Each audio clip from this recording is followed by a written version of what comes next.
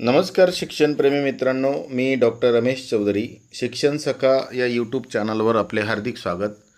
महाराष्ट्र शासन शालेय शिक्षण व क्रीडा विभाग, राज्य शैक्षणिक संशोधन व प्रशिक्षण परिषद महाराष्ट्र पुणे यांचं एक महत्त्वपूर्ण पत्र आहे.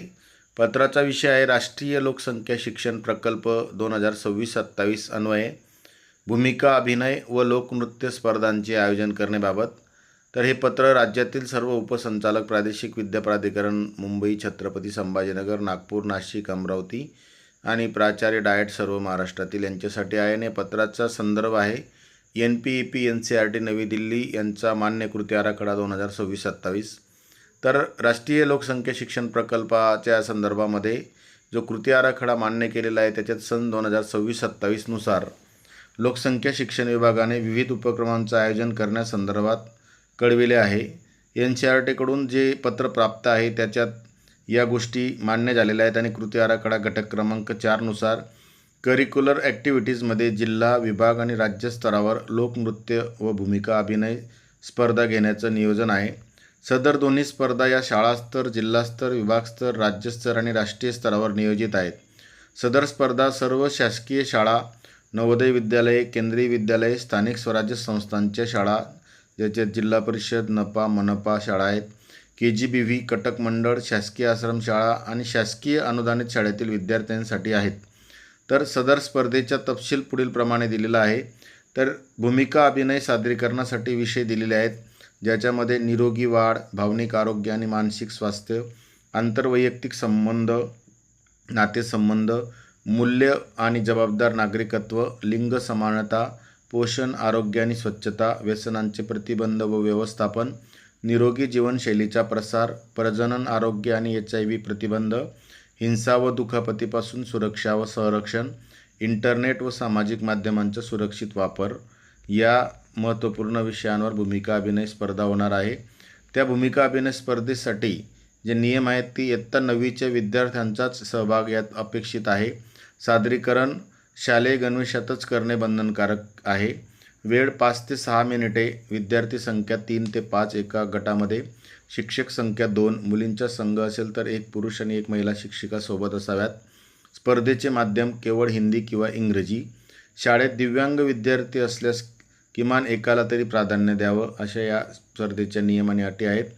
दुसरी स्पर्धा आहे लोकनृत्य स्पर्धा. लोकनृत्य स्पर्धेसाठी सादरीकरणाचे विषय आहेत पर्यावरण संरक्षण, त्याच्यामध्ये रिफ्यूज, रिड्यूस, रियूज आणि रिसायकल हे पर्यावरणातले महत्त्वपूर्ण घटक, निरोगी वाढ, भावनिक आरोग्य आणि मानसिक स्वास्थ्य, आंतरवैयक्तिक नातेसंबंध, मूल्य आणि जबाबदार नागरिकत्व, लिंग समानता, पोषण, आरोग्य आणि स्वच्छता, व्यसनांचे प्रतिबंध व व्यवस्थापन, निरोगी जीवनशैलीचा प्रसार, प्रजनन आरोग्य आणि HIV प्रतिबंध, हिंसा व दुखापतीपासून सुरक्षा व संरक्षण, इंटरनेट व सामाजिक माध्यमांचा सुरक्षित वापर असे 12 विषय लोकनृत्य स्पर्धेसाठी आहेत.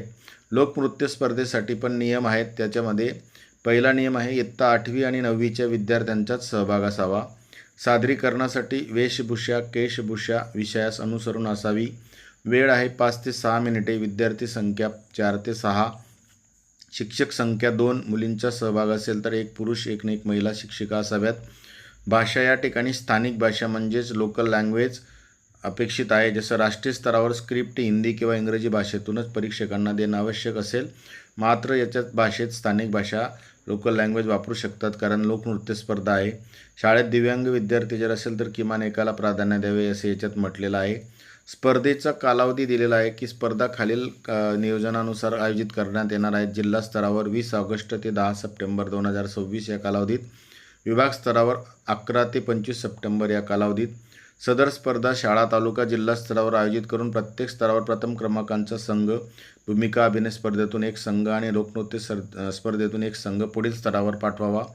जिल्हा स्तरावर दोन्ही स्पर्धेचे प्रथम, द्वितीय आणि तृतीय क्रमांक काढावेत.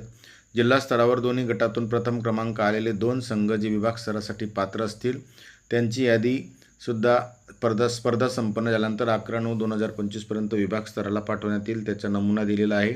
त्यासाठी आवश्यक तो निधी पण दिलेला आहे आणि मार्गदर्शक सूचनासुद्धा दिलेल्या आहेत. त्यात राज्यातील 8 विभागांतर्गत येणाऱ्या जिल्ह्यांची यादी, त्यानुसार विभाग स्तरावरच्या स्पर्धा होणार आहेत. जसं की उदाहरणार्थ नाशिक विभागासाठी नाशिक, धुळे, जळगाव आणि नंदुरबार 4 जिल्ह्यांचे संघ समाविष्ट होतील. निधीच्या उपयोगासंदर्भात पण सविस्तर याच्यात माहिती दिलेली आहे आणि यात सर्वसाधारण सूचना महत्त्वाच्या आहेत, ज्याच्यात लोकनृत्य आणि भूमिका अभिनय सादरीकरण करताना कोणत्याही धर्म, जात, पंथ, राष्ट्र, पुरुष, थोर संत यांचा अनादर होणार नाही याची दक्षता घ्यावी. जिल्हा स्तरावरील स्पर्धेत प्रत्येक तालुक्याला प्रतिनिधित्व मिळेल याची दक्षता घ्यावी. दोन्ही स्पर्धांना स्थानिक पातळीवर उचित प्रसिद्धी द्यावी. प्रत्येक स्पर्धेसाठी 3 परीक्षक असावेत, त्यामध्ये प्राचार्य, डाएट किंवा शिक्षणाधिकारी, स्पर्धेमध्ये सहभागी नसलेल्या शाळेचे मुख्याध्यापक किंवा लोकसंख्या शिक्षण विभागातील तज्ज्ञ, कला, नृत्य व अभिनय या विषयातील तज्ज्ञ यांचा समावेश असावा. सदर स्पर्धा संपन्न झाल्यानंतर आर्थिक नस्तीसुद्धा कार्यालयात जतन करून ठेवण्याबाबत याच्यात सूचित करण्यात आलेलं आहे. विभाग स्तरावरून दोन्ही गटातून प्रथम क्रमांक आलेले 2 संघ राज्यस्तरासाठी पात्र राहतील आणि त्यांची यादी राज्याला पाठवावी लागेल. अशा प्रकारचे महत्त्वपूर्ण पत्र आहे. या पत्राच्या अनुषंगाने पुढील कार्यवाही होणे अपेक्षित आहे. माननीय संचालक SCRT पुणे यांच्या या पत्रानुसार महत्त्वपूर्ण स्पर्धा शालेय स्तरावर, जिल्हा स्तरावर, विभाग स्तरावर होणार आहेत. यासाठी विद्यार्थ्यांचा सहभाग नोंदवा. आपल्या सर्वांना मनापासून शुभेच्छा. धन्यवाद.